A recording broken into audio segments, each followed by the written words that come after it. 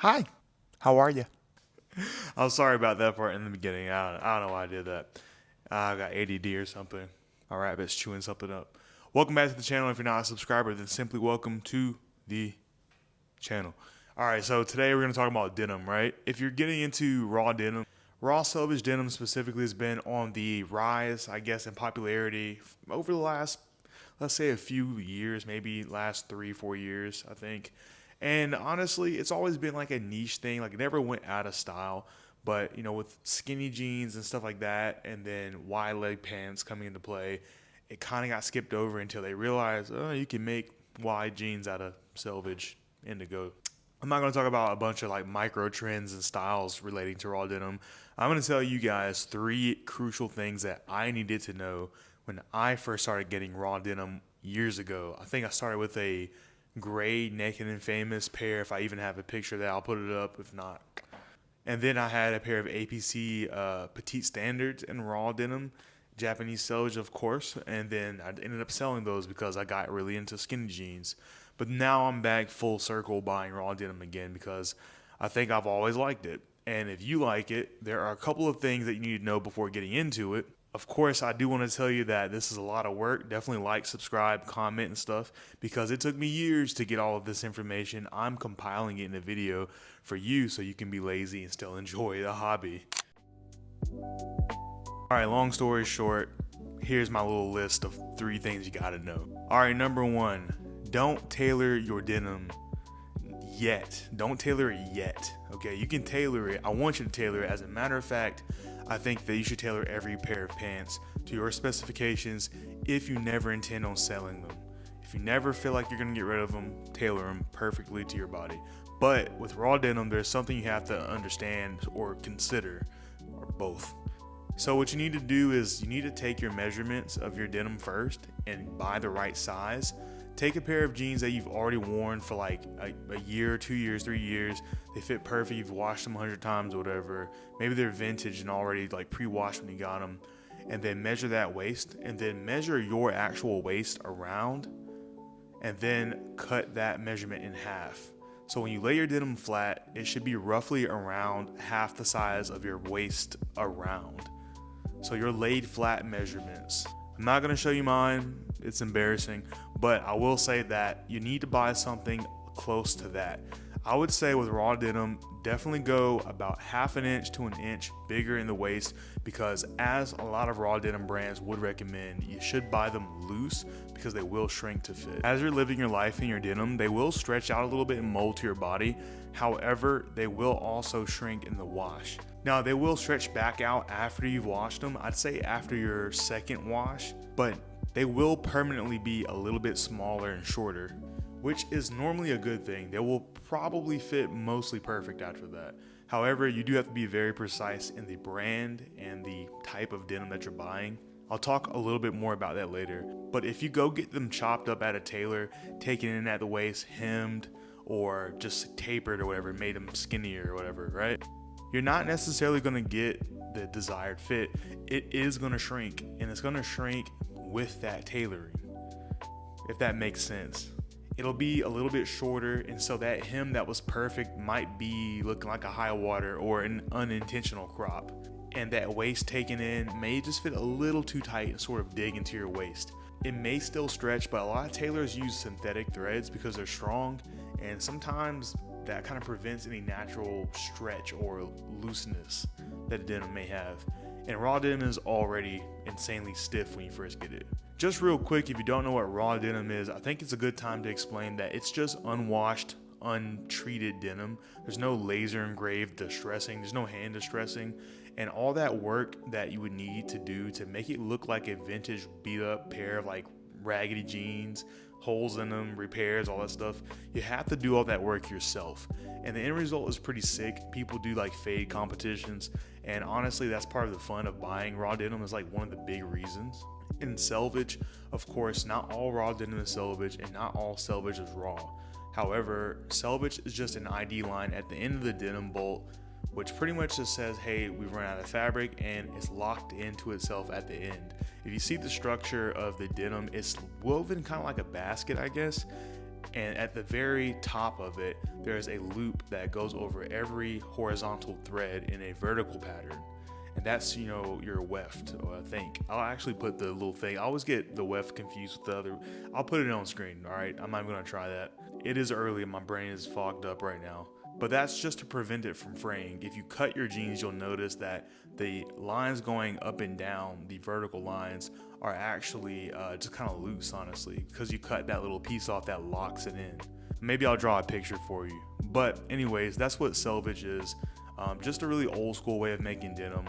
Something that was pretty good. We fixed a lot of things with denim and it's more efficient, but we don't really get that hand feel. We don't really get that sort of comfort, that slow fashion feel from it, right? Like, oh, I put a lot of work into making this look worn, blah, blah, blah.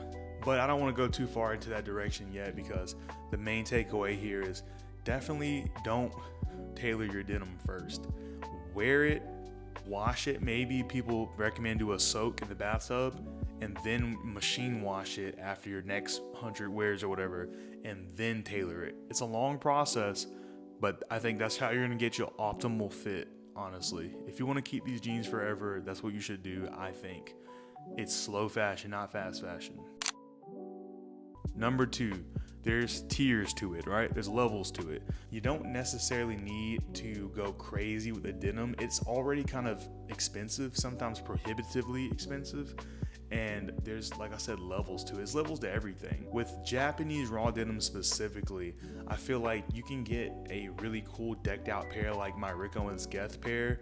They've got a reactive dye and a sulfur dye, a semi-synthetic and a synthetic dye on both layers of the denim. So the fabric that goes horizontal and vertical are dyed with 2 different types of dyes, and that makes it fade kind of unevenly, which is kind of what you want. You want to get that worn in vintage feel.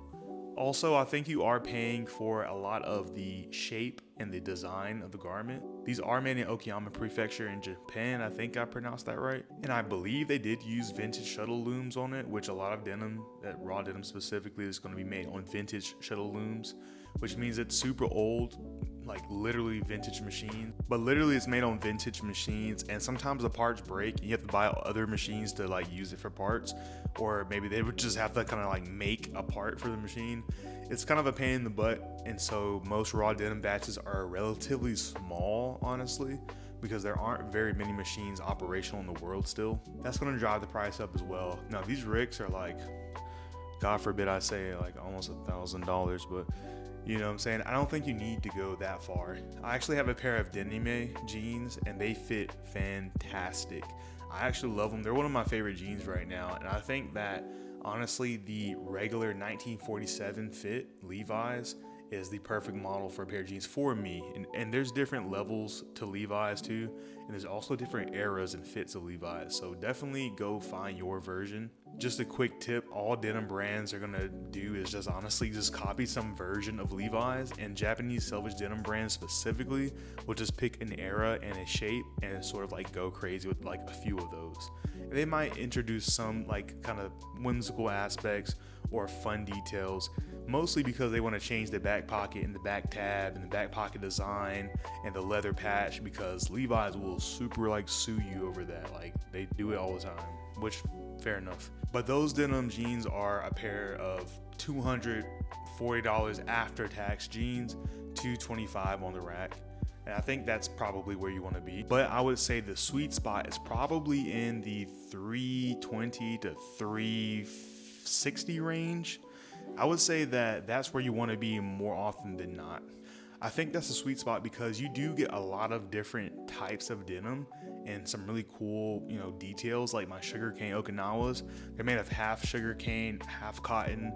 They have different materials in there, right? So that means you're gonna wear in, break apart, and fade differently, which gives you a very inconsistent, slubby and nappy sort of look, which is very interesting. I actually get a lot of compliments on these jeans. I think they were like $345, $350 like after tax in store. Now, of course, if you buy them from Japan, they're probably gonna be cheaper like in Japan. But with America, you have a lot of import costs and all that stuff. Don't worry about that. Kind of just gotta bite the bullet. That's the sweet spot. There are tiers to it. I would say unless you're a super, super crazy denim head, don't go to that highest tier of denim and pay $1,000+ for them. Prada has a $2,000 pair of raw denim jeans. I guess maybe 1900s model Levi's. They look cool and they feel nice. I didn't try them on because I'm like, I'm not gonna buy these, honestly. $2,000, that's crazy. The Ricks are already pushing it. I think that the sweet spot is that $350 maybe. Last but not least, I think this is kind of like, not like unknown. Like, this information, it's out there on the internet. It's just that I'm compiling it, right? So I'm not gonna say no one's ever said this before, right? But I am gonna say it's worth reiterating. Embrace the imperfections. These are made to the factory specs of old denim, 60+ year old denim. And honestly, it's just gonna be imperfect. The way we used to make things back in the day were slower, kind of inefficient. There's like inconsistencies and stuff like that. And you would think that the Japanese would try and maybe make the perfect pair of denim if they're gonna charge this much money. You're not really paying for that. You're paying for period correct reproduction a lot of the time. Not all the time. Not every brand does a reproduction. Some of them do their own thing and just kind of use the Levi's model as like a base, because I mean, every pair of jeans is Levi's based.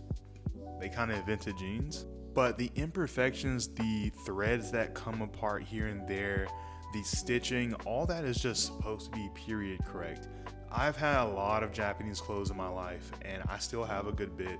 I can tell you that they can get very, very detailed. They can get very, very perfect. As a matter of fact, the craftsmanship on most Japanese products, even the imperfected jeans, honestly, top tier. I think that you'll be surprised that they'll go out of their way and say, you know, I'm gonna try and make them as imperfect as they used to be. Because I guess it kind of feels like the philosophy is, me and you, we're organic, we're gonna age, not to get too serious, but one day we're gonna pass away. But throughout our life, we're gonna get scars, we're gonna age, we're gonna be affected by heat and cold and sunlight, and we're gonna develop like our own patina. We should take care of ourselves, and so we can have a patina but not look absolutely rugged, destroyed, just beat up. And that's the same thing you should do with your jeans and pretty much all your clothes. They can have some life to them but still look lived in. And that's sort of the point to raw denim. And in Japan, I think that they understand that, but they also are really like nerds about it too. So they will go out of their way to like make a denim jacket or a bomber jacket from like the 40s and even make it smell like it did dead stock. They'll try their best to go buy a dead stock denim, dead stock bomber jacket, dead stock leather flight jacket, and they'll even smell it and go like, okay, this is the warehouse smell, I'm gonna redo that to the best of my ability. What fabrics and chemicals are used? The extra threads there, all that stuff, all that's supposed to be period correct. These old machines just do that, and sometimes it's kind of par for the course, and sometimes they have to go out of their way and do it. And then every now and again, like I said, they'll use a synthetic thread because it's just stronger, it'll last longer. Or if they want to add some quirkiness to it, or some Japanese sensibility to the way it fits. But sometimes they just go straight up recreation, and that's not a bad thing. It's really cool, it's really awesome that they do that. It's just that today we're gonna perceive that as imperfect, because it kind of is, but I don't think the point is to be super perfect. So don't get a pair of jeans and go look at this random thread sticking out and say that's a bad quality pair of jeans. I think a lot of it is intentional. Even the unintentional parts is like, they know that that's going to kind of happen. It's all by design. The more you wear them in, wash them, and wear them again, they're going to take on some characteristics that are unlike any of your modern jeans. Even small things like the pockets, like my pockets in my Me Paris jeans completely blown out. Never had a pair of Japanese denim ever blow out a pocket, or really anything, honestly. But I hope you guys learned something. I hope that you guys got a little bit of information out of this. I think I did 3 points and kind of elaborated on all of them. So I feel like I gave you like a good like layout. If you think I should maybe learn a little bit more and you got some information, let me know in the comments. I'll love to learn. If you had something specific that you wanted to know and I didn't address it, let me know and I'll maybe make a follow-up video. Thanks for watching again, and have a great one.